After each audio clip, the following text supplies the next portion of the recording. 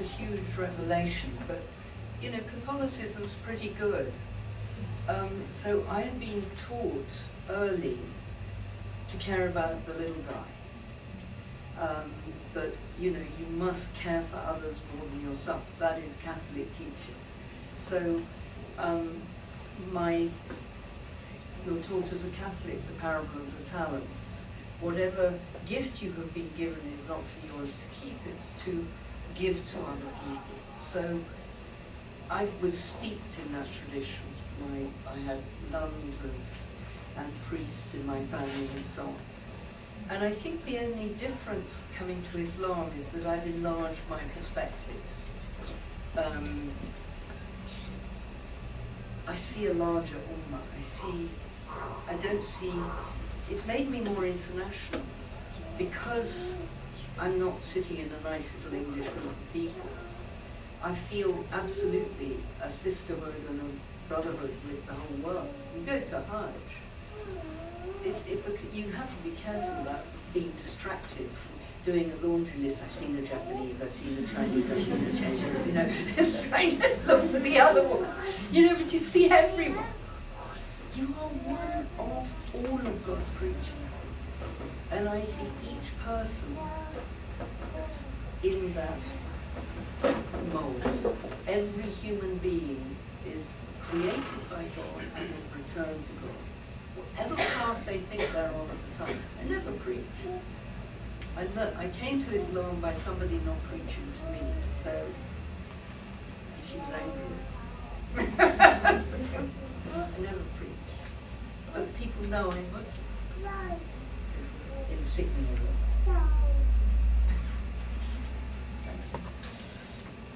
What was it that kept me going, and have I got there? And what is it that we're really here for? Well, of course I haven't got that. None of us have. We're born flawed, we're born to fail, and every day, between every prayer, we fail. We must not respond to that with arrogance, which is the way of the devil. We must respond with humility and cast ourselves on the mercy of Allah and try with our will and intention to do better next time. How did I learn? What kept me going? It was certainly chaos. I've been on many false paths within Islam. I've been with false teachers. I've been with people who promised things they couldn't deliver. I've been with ignorant people. And I've had to bow my head and shuffle off to the door and move on.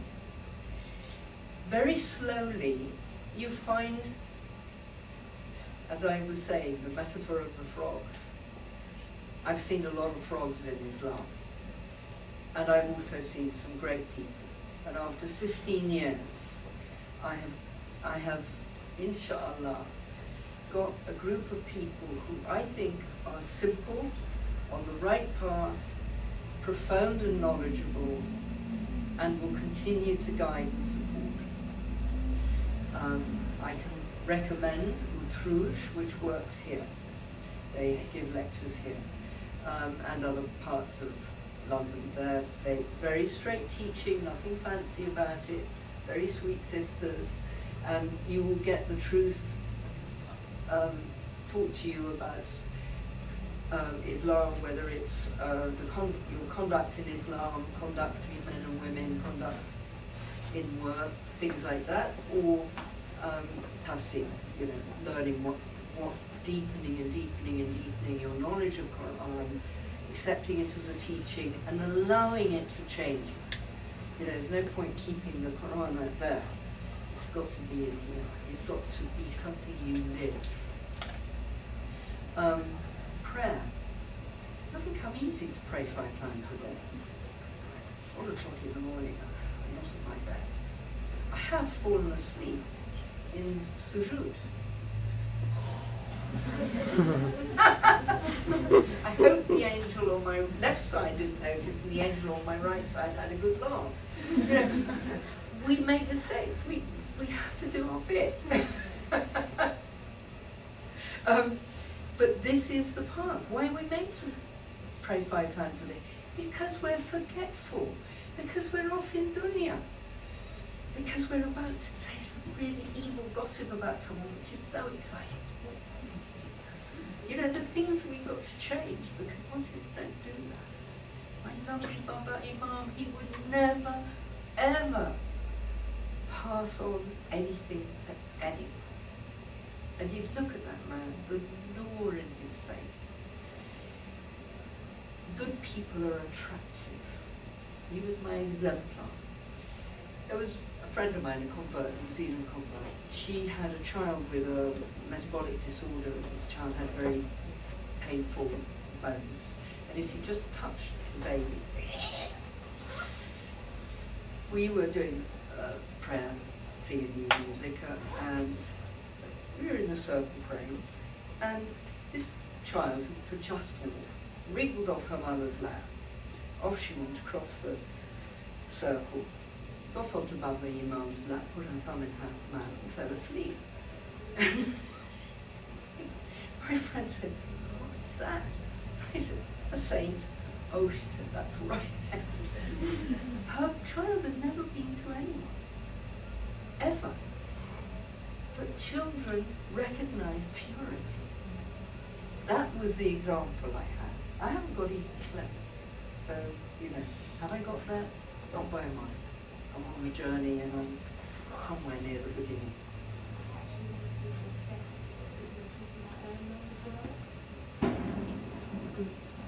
The groups.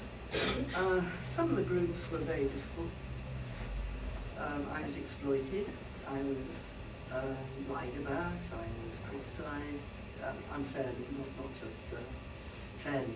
Fair criticism is a teaching, but serious lying told about me. It was very nasty. But that isn't Islam either. You realise you've gone into a community which maybe sees you as somebody they can exploit for money, or exploit a maybe treasurer, because their own accounts were so crooked. They thought because I lived in the country I could straighten them out with companies' house. Well, you can't. There was fraud, open fraud, and I reported it. It makes you unpopular. But you know, Allah is true. And one thing about Prophet Muhammad is on him, he was the banker of people in Mecca, because you know, there were crooks everywhere. He was the only person anybody could trust with money. And when he left, they said, "What are we going to do? We've got no one to leave our money with." You know, honesty in finance is the first thing you see with the Prophet. And he was a good businessman. That's why his wife married him.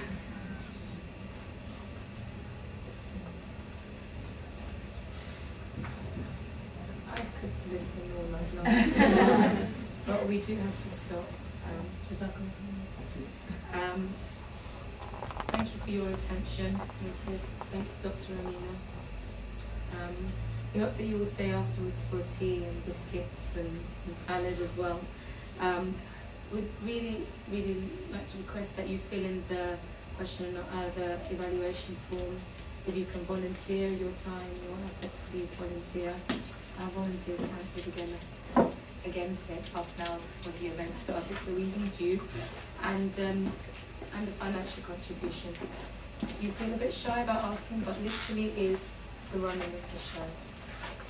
So if there's anything or nothing, whatever you have to, inshallah. So we'll end with